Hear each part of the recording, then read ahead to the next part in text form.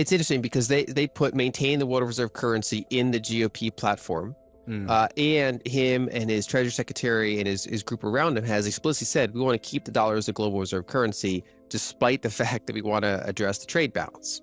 Without a lot of talk about that's what's fueling, those are kind of two halves of the same thing. Now, the person in this orbit that probably gets that the most from my reading is Stephen Miran, I believe is his last name. He's been nominated to be his head economic advisor. And he's the one that's done a lot of work on this, saying that some of these policies might be dollar strong initially, but then later dollar weak. Technically, there is a difference between how cyclically strong the dollar is and whether or not it's the global reserve currency. So Trump has talked before about other currencies being unfairly cheap, talking about potentially exchange rate differentials as part of a negotiation, like intentional dollar weakening. And you can have a burst of intentional dollar weakening while still being the global reserve currency. So I think that's probably the trade-off that they're willing to make, which is to risk some inflationary outcomes, potentially do a dollar devaluation once they get some of their initial tariffs and concessions and things like that set up. I do think they'll probably look at the currency differentials. And some of those economists have even talked about trying to disincentivize other countries from holding as many U.S. assets. And kind of boosting up artificially our asset values and our exchange rate. But there's kind of like how there was losers on this past 40-year trajectory. There'd be losers if you just kind of start reversing all that. The losers would become the winners. A lot of the winners would have to change things to stay winners or would be losers. And therefore, you probably have pushback by certain corners of the economy at those policies. And even if you didn't have pushback, just the sheer trend of trying to turn a major trend is hard.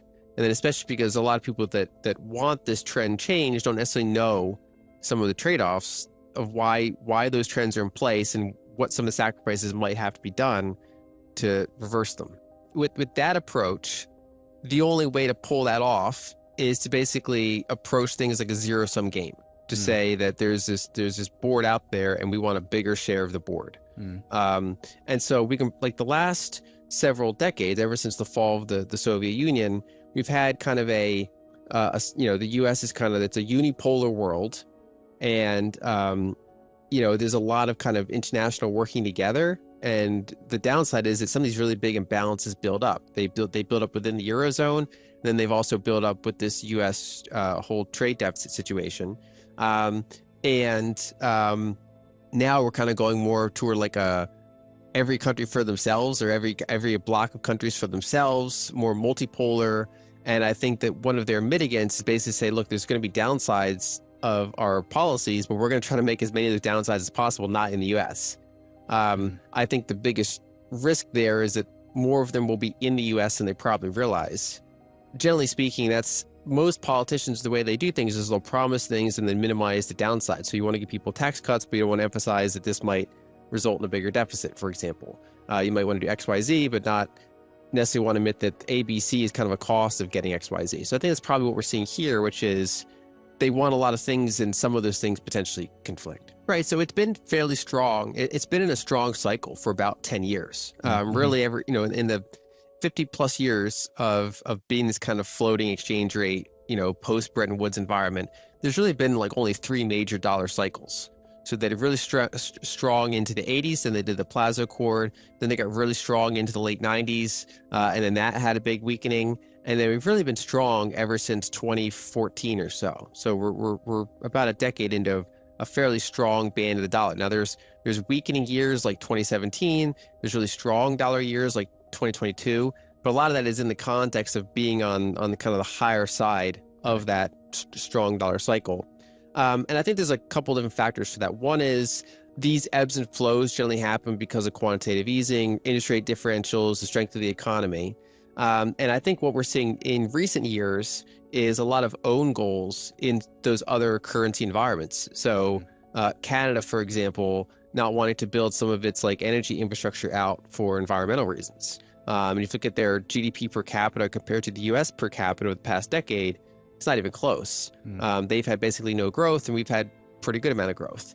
Same thing with Europe. There's some of their energy policies, and then they they paid a lot of the price when they lost Russian gas, because that wasn't really part of their plan. And then they haven't really tackled that head on, I would say.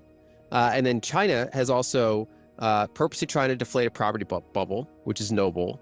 But then they also bit off quite a bit because they went after their own big companies in like 2021, kind of the whole like anti-Jack Ma, anti-big tech titan type of play they did. So it's like, okay, you're going after your property while also going after your equity market, while also their COVID policies were not as effective, and they really kind of lean into that, and they lost kind of credibility there. So a lot of these other big currency blocks have had kind of some of their own goals, whether energy or otherwise. And so I think that's contributed to this dollar cycle probably lasting longer than it otherwise would have, because a lot of investors look around and say there's really no other game in town, at least among big regions. And then with the dollar index specifically, a lot of that is the euro, which is kind of a problematic structure of a currency.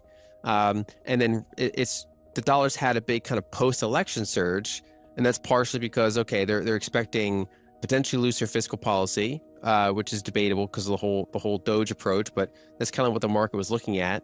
Higher inflation expectations, and therefore pricing in a more hawkish Fed, which generally implies stronger dollar, at least for a period of time. And it also goes back to Trump's head economic advisor saying that some of these policies will likely be dollar strong initially, and then either dollar weakening over time, or as we do purposeful dollar devaluations after we get those first things in place. I think it would be good for another cycle. I think that kind of buys some time. And Plaza Accord's based after the hotel it was in, so this one would probably be something like the Mar-a-Lago Accord. So he has talked about currency differentials more than, say, Biden did. It's clear that's something on Trump's mind. And if we do see ongoing negotiations around these tariffs and things like that, we could see currency components in there. The initial Plaza Accord was done for similar reasons, which is when in the earlier phase of this hollowing out started to happen, where Japan was basically eating our lunch, Taiwan was eating our lunch, like the foreign cars are coming in, and like, we're having a very strong dollar environment because the Volcker had done really tight monetary policy trying to curtail inflation. All these factors made the dollar strong, made it hard to manufacture things. So they intentionally did this to kind of assert U.S.'s desire to not be so imbalanced. And so they absolutely could do that again. The question is, will they? I don't know. I mean, some people say that the weakening of the currency in 2017 was kind of a hidden accord of this type, where like the U.S. and China kind of work together. They kind of sometimes informally call it the Shanghai Accord. There are probably periods of time, moments of intentional movements. Now, the Plaza Accord was a particularly big one. And I do think that there's a chance we would see a similarly kind of cycle-ending move, and therefore give another kind of whole 10, 15-year cycle to this whole kind of dollar ebb and flow that it's been doing ever since we ended the Bretton Woods system. There's a couple moving parts there. One is counterintuitively, when the dollar's strong, it generally means that foreigners stop buying our debt. So we've already seen over the past 10 years, foreign central banks have not purchased our debt. And some foreign buying that has occurred has been in the private sector, but it's generally not been as much as the domestic sector. And so some of these like poor liquidity environments are because the dollar is so strong, it's hurting our assets. One of the biggest examples was in 2020 during the heart of the COVID crash, the dollar spiked and the treasury market literally broke. Like it kind of certain securities just kind of went no bid. And so that's when the Fed had to really kind of step in and do the fastest ever QE that we've seen, and all sorts of emergency swap lines and things like that to basically tell the foreign sector, please stop selling our treasuries. We're going to supply dollars. And for people that don't kind of follow this, anytime you have a debt, that is like an inflexible demand you have for the currency that the debt's denominated in.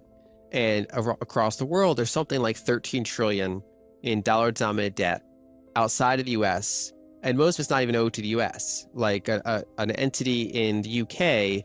will lend dollars to an entity in like Indonesia because it's the global reserve currency and it's the ledger that both of those countries and entities can agree to use. And the problem is that there's more dollar debt than there are base dollars. And the foreign sector also has a lot of dollar-denominated assets, stocks, bonds, real estate, things like that. And sometimes the entities that own a lot of those assets also have a lot of the debt. Sometimes they're different groups, and sometimes they're overlapping groups. And generally speaking, when you get a strong dollar environment, the whole world kind of gets slowed down a little bit. They're in more currency defense mode. They're not accumulating reserves as rapidly. If anything, they could be selling treasuries to support their own currencies, and that can ricochet back into U.S. markets and give us all sorts of turbulence, like in 2020, like in 2022. These things can happen. And so by weakening the dollar, they ease the debt burdens of a lot of emerging markets in particular. That gives them a little bit of a boom, which is generally comes back and helps U.S. asset prices and U.S. economic growth as well, keeps them happy, and then kind of keeps the whole cycle going. And of course, one of the big costs of that is it can keep inflation sticky, because if you weaken the dollar, you can get higher energy prices, marginally higher import prices, and kind of, have that trade-off.